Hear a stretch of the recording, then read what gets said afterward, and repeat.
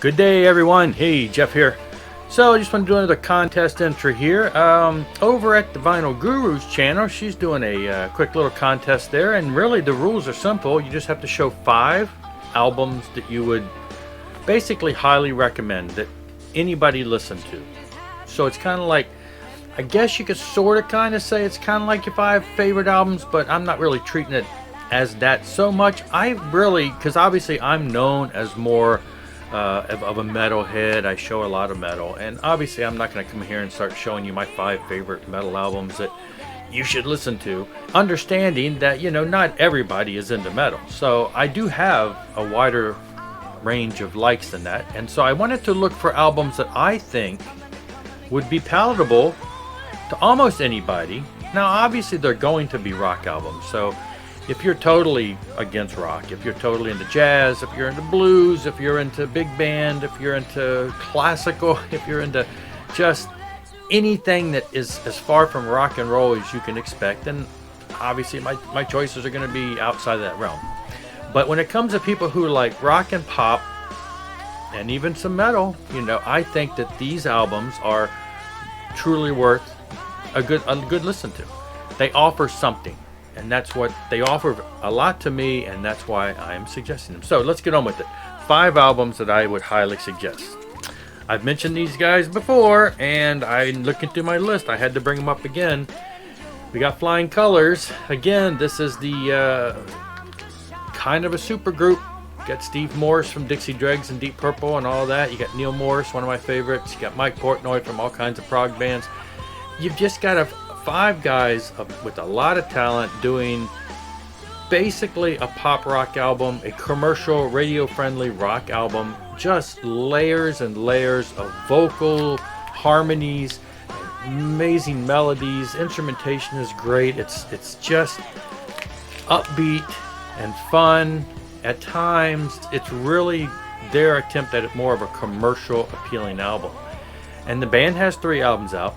I still would lean to this one. Maybe it's just because I've lived with it the longest. Maybe it's because I've consumed it so much in my life that I know it so much better. And so it still has that near and dear place to my heart because it was the first. Listen to this. The harmonies and melodies and the music and the writing is just phenomenal in my opinion. And I just love it. And also going with a pop feel, this is a band that I'm sure not a lot of many people know. The 77s, I have mentioned them. I rave about them a lot. I have videos dedicated to all of their stuff. They do fall into the realm of Christian music. But honestly, they've never really been the type of band that comes across as very, you know, as real preachy. Actually, they've got some lyrics that have gotten them in trouble with Christian bookstores. They're cutting edge at times, but they're pop. They started off kind of new wave-ish. They went into a pop realm. They went into a basic rock realm. They went all over the place. This is one of the earlier ones where it has a little pop, it has a little rock, it has a little of the mellow stuff, like, you know, a little more laid back. It even has a song in here, one of my all-time favorite bluesy numbers. Now, not blues as in blues, but bluesy as in blues rock. Just got that 3 chords, and it's a killer song. And so this is probably still one of my go-to albums. I love all their stuff. I'm glad that all the stuff is, you know, little by little being released on vinyl and big deluxe packages like this one. But this one, it's just got, you know, the perfect blues. That's the song I was talking about. That's just great. Now, I had a chance. The singer, guitar player, and one of the guitar players for the band, they came to town, and a couple years ago, I don't know, quite a few, 3, 4, 5 years ago. I've got YouTube videos later on my channel if you scroll back. They came, and it was just the 2 guys doing an acoustic show, and I was able to contact ahead of time, get over there, and I was actually able to get up on stage with an acoustic hand drum and play with them for a handful of songs. And of course, some of the songs were on here, some of my favorite songs. Just the thing that was funny about it is that we didn't practice. They're like, yeah, we can do that. I showed up ahead of time, helped them unload. Yeah, we can do that. That's fine. And then they kind of forgot about it. The show went on. They left us. They did an encore. They left the stage, and then we went back to the dressing room because there was a bass player that was going to join them too. Hey, do y'all still want to do those extra songs? Oh, okay, yeah, we can do that. So they came out there. didn't know what they were going to play, didn't know any of the songs. But fortunately, for me and the bass player, we knew their catalog well enough to where we just, kicked in. And it was great. It was great. Just got to get up there. I think they might have mentioned one or two they might do. So we kind of had heads up, but for the most part we didn't. They start playing, I'm like, oh, okay, I know this song. And so anyway, yeah, this is just great. 77s, any of their stuff is great, but this one is just, it's got a good pop sensibility and really great throughout. Okay, I went this route. I had to bring this up. Yes, Neil Morse. Now this is going to be getting a little on the rockier side. This is definitely on the prog side. But if you're into bands of the prog realm that are still have their pop sensibilities, like Yes, maybe some of the early Genesis, it's not like this is like prog metal. It has its metallic moments, but Neil Morse Band to me is just some of the best musicians, some of the great songwriting. And while there are numerous albums I could have I chose this one because it is one that recently has come out and has become a lot of people's favorites. It's a 2-album concept album based loosely on the story of Pilgrim's Progress. So it's got a theme, it's got a story that it tells. It's amazingly done. There is a second part, The Great Adventure, that came after this. I could have picked that one. I listened to that the other day, had it cranking, and it just, I love them both. This one is near and dear to my heart. I saw this tour. They played the whole album. I was standing right up front. And I am just a huge, huge fan of pretty much anything Neil touches. It's a great storytelling album. It is, a harder rock at times. It's mellow at times. It's got everything. It's got a little everything. And again, he's got all the harmonies, all the melodies, all of the big Beatlesque type layered vocals, because all the guys in this band practically sing. And so it's got everything. And it's just a great album. So I would highly suggest checking out Neil Morse Band. Start here if you want. Really, you can't go wrong with any of his stuff. Now, on the flip side, you've got the Neil Morse Band, and then you've got Neil Morse, the solo artist. This is really more of his, what do they call it, the singer-songwriter type of an album. So this is going to appeal to anyone who likes the lighter, guitar-oriented, popish, melodies and harmonies and just touching stories. Fun, upbeat, loving. It's got a little of something for almost everybody. It's sad at times, it's upbeat at times. It celebrates his love for his wife, for his family. It's got just a wide range of various topics in the lyrics. This is just about life, missing his wife at times, his kids, life on the road, funny songs.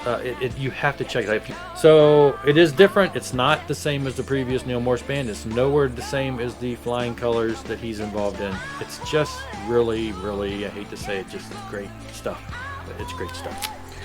Now this next one, okay. I actually, in trying to find albums, this did come across. It came to mind early on, but then I kind of passed it off.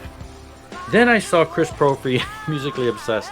He showed it, and I thought, okay, I've got to get it in there too, because it really is, in my mind, a great album.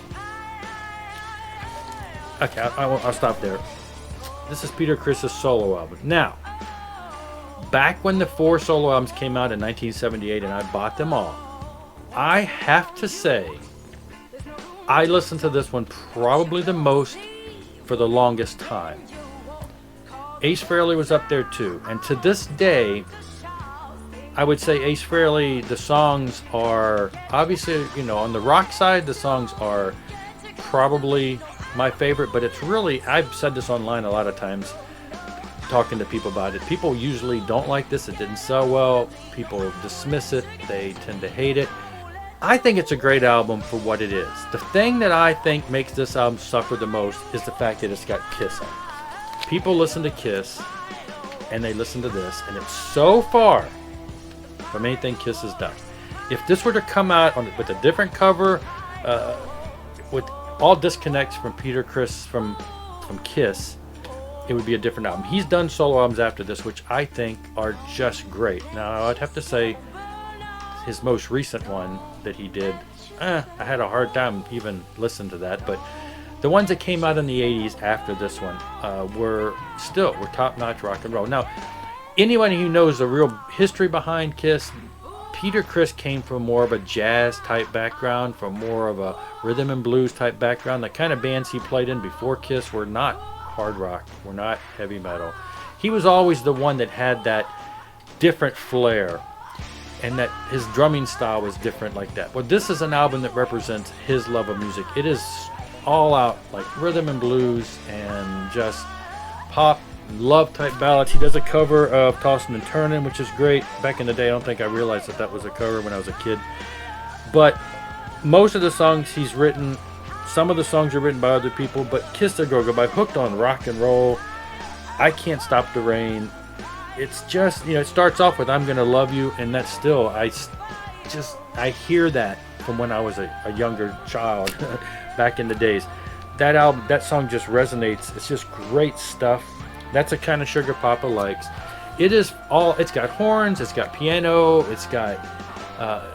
it's everything you would think of when you think of that earlier rhythm and blues type style, the kind of stuff you'd hear in lounges and stuff, the kind of stuff you would hear maybe in the 60s, the kind of pop rock at that time that would have been a little more of that, a little funk to it type stuff. But if you disconnect this from anything Kiss and just close your eyes and listen to the album, ignoring the connection, I think people would really see this is a great album for what it is. It is not a hard rock album. It is not a Kiss related album. This is what Peter Criss does.